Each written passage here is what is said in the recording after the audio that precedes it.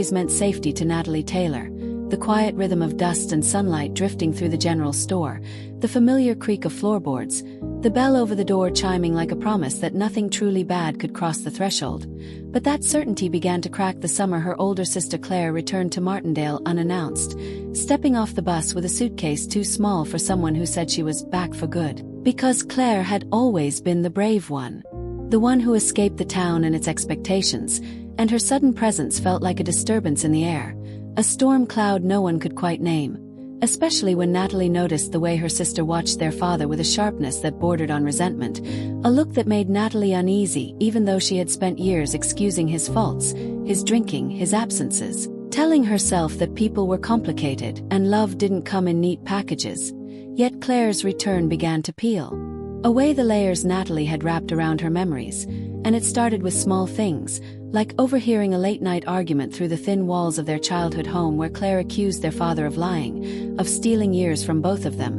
words that struck Natalie like stones because she had never considered the possibility that the man who raised her, flawed as he was, could be anything other than exactly who he claimed to be. But secrets have a way of surfacing when they're least welcome, and the truth came out slowly, reluctantly, through fragments of conversation and a box Claire retrieved from the attic one afternoon while their father was passed out on the couch, a box filled with letters, faded photographs, and a birth certificate that did not match the story Natalie had been told all her life, revealing that the house she thought she'd grown up in, the name she carried, even the sense of belonging she clung to, were all built on a carefully maintained lie. Because Claire confessed that Natalie was not their father's biological child, that years ago their mother had left town pregnant, returned months later with a baby and a story no one questioned too deeply. And Claire, older and more perceptive, had been forced into silence, sworn to secrecy under the weight of adult fear and shame, a burden she had carried alone until it finally drove her back home to confront it.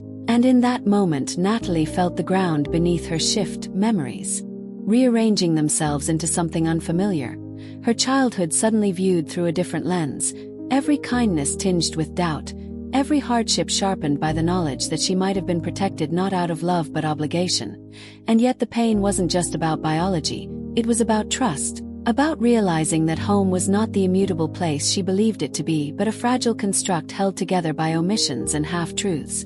And as the sisters sat on the attic floor, surrounded by dust and decades of silence, Natalie oscillated between anger and grief, wanting to scream at Claire for keeping the secret and at the same time understanding the impossible position she had been put in. Because sisters share more than blood, they share responsibility, and Claire had sacrificed her own peace to preserve Natalie's, a sacrifice that now felt both noble and cruel. And when Natalie finally confronted their father, the confrontation was quieter than she expected, stripped of drama by exhaustion and age.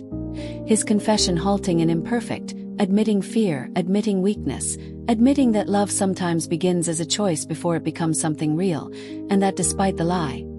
he had loved Natalie in the only way he knew how, which did not erase the hurt but complicated it, forcing Natalie to confront the uncomfortable truth that people can be both guilty and genuine at the same time. And in the days that followed, the house felt different, no longer a sanctuary but not entirely a prison either, a place suspended between what it was and what it could become. And it was Claire who urged Natalie to leave, not out of rejection but possibility, reminding her that home is not always where you start but where you decide to stay. And as Natalie packed her things, she realized that the secret, painful as it was, had given her something unexpected: agency, the freedom to redefine herself beyond the walls of the general store and the expectations of a town that thought it knew her. And when she stood at the edge of Martindale one last time, she understood that uncovering the truth had not destroyed her sense of home but transformed it, because home was no longer a fixed place tied to a single story but a living idea shaped by honesty, choice, and the bond she shared with her sister,